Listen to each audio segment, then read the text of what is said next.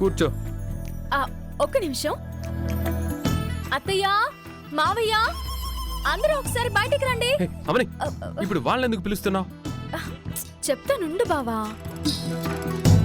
నేను దాక్కోవడం మంచిది. అత్తయ్య, ఇప్పుడు వాళ్ళని ఎందుకు పిలుస్తున్నావో చెప్పు. అబ్బా చెప్తానుండు బావా.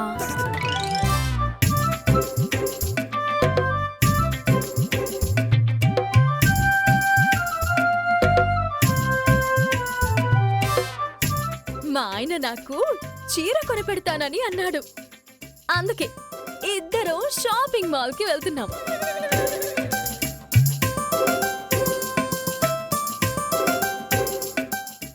అది కూడా బైక్ మీద వెళ్తున్నాం.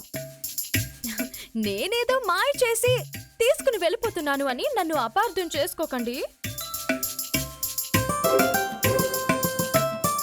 నానమ్మ అడ్డం పడిపోతుందా ఏంటి? అయినా అమ్మే సమయంలో అందరిని ఎందుకు పిలవాలి? రేయ్, ఏమైందిరా నీకు? ఇలా మారిపోయావేంటి? అక్క, నేను అట్నుంచి వచ్చాక మాట్లాడతాను. అరే, భార్యకి దూరం అయితే కొన్ని విషయాల్లో ఎంత బాధగా ఉంటుందో నాకు తెలుసు. కావాలంటే నీకు తొందరగా మరో పెళ్లి చేస్తాం గాని నువ్వైతే అవనితో మళ్ళీ కలిసిపోకరా. నువ్వు అనవసరంగా ఏదేదో ఊహించుకుంటున్నావు అన్నయ్య. అలాంటప్పుడు దాంతో వెళ్ళడం ఎందుకురా? నువ్వు లోపలికి రా. అమ్మా, తర్వాత వచ్చి మాట్లాడతాను. అవని, నువ్వు బండెక్కమ్మా. హా, ఆ, మ్మ్.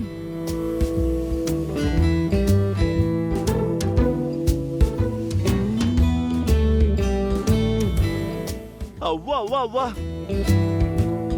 చిన్నోడు తన భార్యని ఎక్కించుకున్నాడు, బయటోడి భార్యని బండి మీద ఎక్కించుకోలేదు.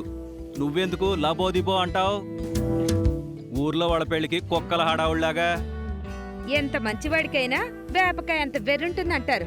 వాడి పరిస్థితి అలాగే ఉంది. అట్నుంచి వచ్చాక చెప్తా అన్నాడు కదా, ఇక వదిలేయండి. చిన్నోడా, రైట్ రైట్. పదండి బావగారు, నాకిష్టమైన చీరలు కొందరు.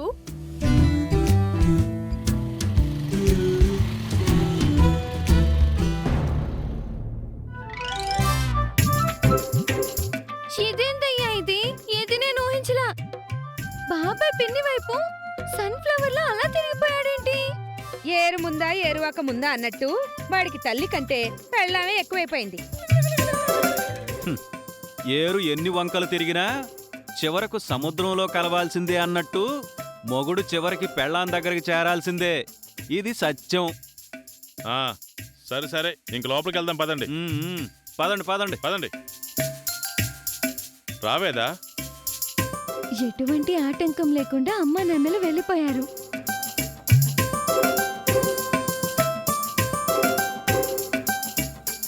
అమ్మా, ఆ అవని కాన్సెప్ట్ నీకు అర్థమైందమ్మా? రొమాంటిక్ సినిమాని చూపిస్తే మనమంతా ట్రాజడీ మూడ్లో ఉంటామని పెద్ద ప్లానే వేసింది. మీరు కూడా రొమాంటిక్ మూడ్లోనే ఉండండి. వద్దని ఎవరన్నారు? నేను వసంత అదే మూడ్లో ఉంటాం. మావయ్య, అత్తయ్యలు కూడా ఫ్లాష్ బ్యాక్ లోకి వెళ్ళిపోయి అలనాటి మధుర జ్ఞాపకాలను గుర్తు చేసుకుంటూ ఉంటారు.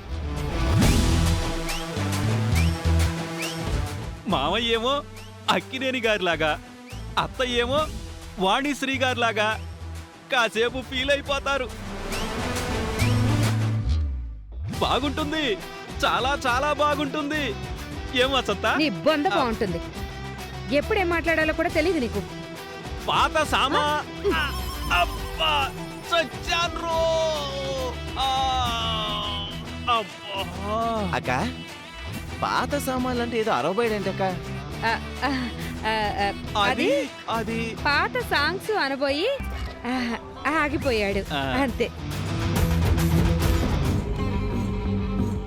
ఏమే, ఎక్కడ పనాదులు తిరుగుతున్నావు? బయటికి వెళ్ళానంతే. నిజం చెప్పవే, ఇంతసేపు నువ్వు అవని ఇంట్లో దొంగల దాక్కున్నావు కదా? అత్తయ్య, శ్రీకర్ అవనిని షాపింగ్ తీసుకొని వెళ్లడంలో ప్రధాన పాత్ర ఎవరిదో తెలుసా? ఈ అర్చనది. దానికేం సంబంధం? ప్రతి విషయంలోనూ అర్చనను ఎందుకు లాక్కొస్తావమ్మా? గదిలో అర్చన శ్రీకర్ని రెచ్చగొట్టడం నేను చూశాను మామయ్య. ఏంటి సార్ పొద్దు పొద్దున్నే డబ్బులు లెక్క పెట్టుకుంటున్నారు? నేను సంపాదించిన డబ్బమ్మా. మొదటి నెల జీతం అనుకో.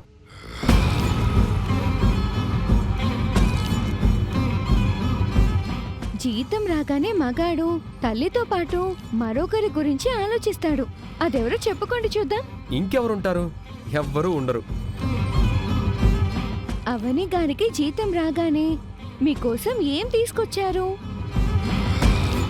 ఇప్పుడు మీకు జీతం వచ్చింది కాబట్టి మీరు కూడా ఏదైనా కొని పెడితే చెల్లుకి చెల్లైపోతుంది.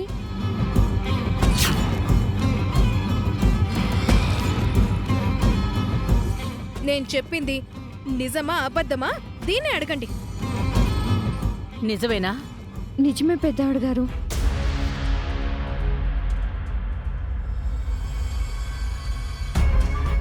ఇంటి విషయాలు నీకెందుకు?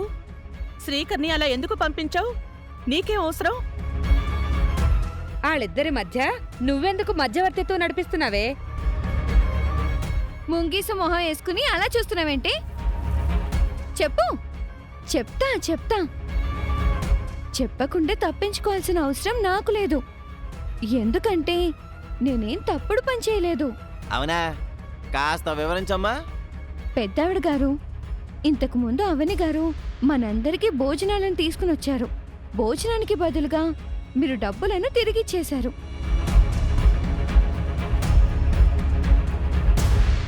అంటే అవని గారి దగ్గర మీరు చులకన కాకూడదని మీ పరువును మీరు కాపాడుకున్నారు.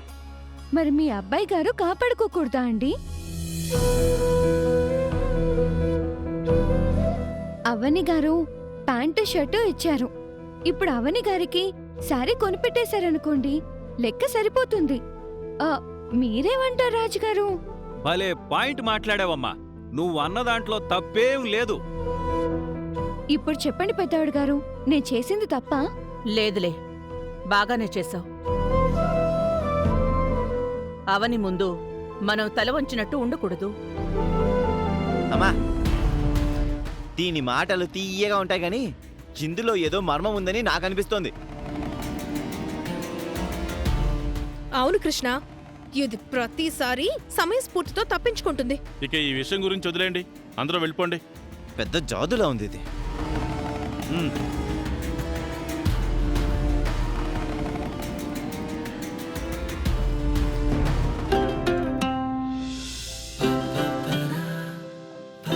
హే చైతి, అయ్యో రామా, ఎక్కడైనా స్పీడ్ బ్రేకర్ వస్తే పడిపోతానండి. అసలే నేను మా ఆయనకు ఒక్కతే భార్యను. మా ఆయన గారు ఇంతవరకు ఎంచక్క కార్లో తిప్పుతుండేవారు. బైక్ మీద తక్కువ సందర్భాల్లో తీసుకుని వెళ్లేవారు. అందుకే బైక్ మీద పెద్దగా అలవాట్లేదు.